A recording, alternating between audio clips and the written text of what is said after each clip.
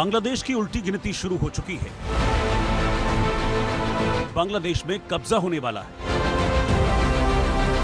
अब उसे उसके नए दोस्त चीन और पाकिस्तान भी बचा नहीं पाएंगे। जिस तरह सीरिया में विद्रोही गुटों ने कब्जा कर असद सरकार को देश छोड़कर भागने पर मजबूर कर दिया, उसी तरह म्यांमार की उग्रवादी अराकान आर्मी बेहद तेजी से बांग्लादेश के अंदर घुस रही है।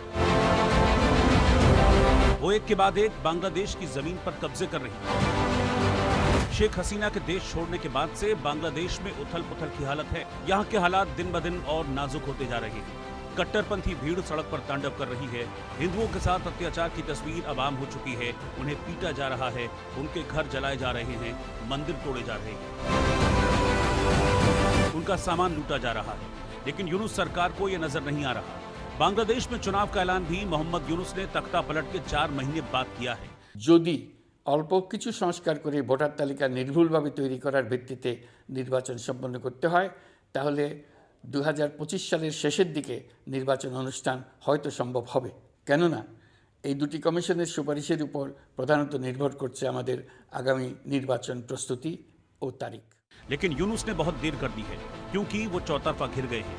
उनकी नींद उड़ चुकी है, सुकून खो चुका है, क्योंकि छोटे से देश म्यांमार से संबंध रखने वाली अराकान आर्मी ने बांग्लादेशी इलाकों पर कब्जे करना शुरू कर दिया है।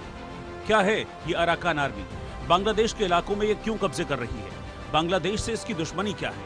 ये आपको मैं आगे बताऊंगा, लेकिन पहले ये जान लीजिए अराकान आर्मी ने कैसे यूनुस सरकार की नाक में दम कर रखा है। भारत तो बांग्लादेश का पेच धीरे धीरे कसी रहा था। अब अराकान आर्मी ने उसके भूभाग के निचले हिस्से को सुलगाना शुरू कर दिया है। ये सब कुछ एक हफ्ते के अंदर हुआ। रिपोर्टों की माने तो अराकान आर्मी बांग्लादेश की सीमा में घुस चुकी है और बांग्लादेश के कुछ इलाकों पर कब्जा कर लिया है।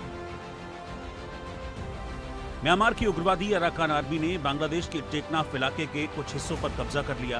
ये इलाका न केवल सामरिक दृष्टि से महत्वपूर्ण है, रोहिंग्या शरणार्थी शिविरों और बांग्लादेश के प्रसिद्ध सेंट मार्टिन आइलैंड के करीब होने के कारण भी इसे संवेदनशील माना जाता है। यही वजह है कि सीमा पर अराकान आर्मी और बांग्लादेशी बलों के बीच कई बार गोलीबारी भी हुई है। अराकान आर्मी ने म्यांमार के रखाइन प्रांत के बड़े हिस्सों पर कब्जा कर लिया और अब उनकी नजरें बांग्लादेश के सीमावर्ती इलाकों पर है। बांग्लादेश से सटे शहर माउंग दाव पर कब्जा करने का दावा अराकान आर्मी पहले ही कर चुकी है। इस सफलता के बाद उनकी रणनीति बेहद आक्रामक हो चुकी है। अब अराकान आर्मी बांग्लादेश की कमजोर सीमाओं का फायदा उठाकर सेंट मार्टिन आइलैंड जैसे रणनीतिक क्षेत्रों पर अपना दबदबा बढ़ाने की कोशिश में है। बांग्लादेश की खाड़ी में स्थित सेंट मार्टिन आइलैंड का महत्व हमेशा से विवादों का केंद्र रहा है। अराकान आर्मी की हालिया गतिविधियों के कारण बांग्लादेश को डर है कि वो इस इलाके पर भी कब्जा कर सकती है। ये आइलैंड न केवल सामरिक रूप से महत्वपूर्ण है, बल्कि इसका नियंत्रण क्षेत्रीय समुद्री व्यापार और सुरक्षा के लिए भी अहम है। ऐसे में सवाल उठ रहा है, क्या भारत से संबंध बिगाड़कर बांग्लादेश ने अपने पैर पर कुल्हाड़ी मार ली है? ये बांग्लादेश के मोहम्मद यूनुस के नेतृत्व के अंतरिम सरकार के लिए निसंदेह एक बड़ी चुनौती के रूप में सामने आ रहा है। और बांग्लादेश की जो अंतरिम सरकार है, जाहिर है कि वो अपने देश की आंतरिक स्थितियों को डील करने में जिस तरीके से उसे विफलता का सामना करना पड़ रहा है, उसका लाभ अनेक ऐसे रेबल ग्रुप्स उठा सकते हैं और बांग्लादेश को डिसइंटीग्रेट करने की वो साजिशें रच सकते हैं।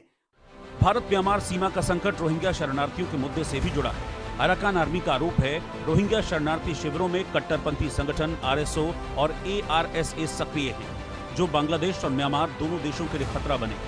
इन संगठनों पर आरोप है कि ये रोहिंग्या शरणार्थियों को अपने संगठन में शामिल कर उग्रवादी गतिविधियों को बढ़ावा दे रहे हैं। बांग्लादेश की सुरक्षा एजेंसियां इन हालात पर काबू पाने में नाकाम हो रही हैं। बांग्लादेश के लिए ये वक्त गंभीर आत्ममंथन का है।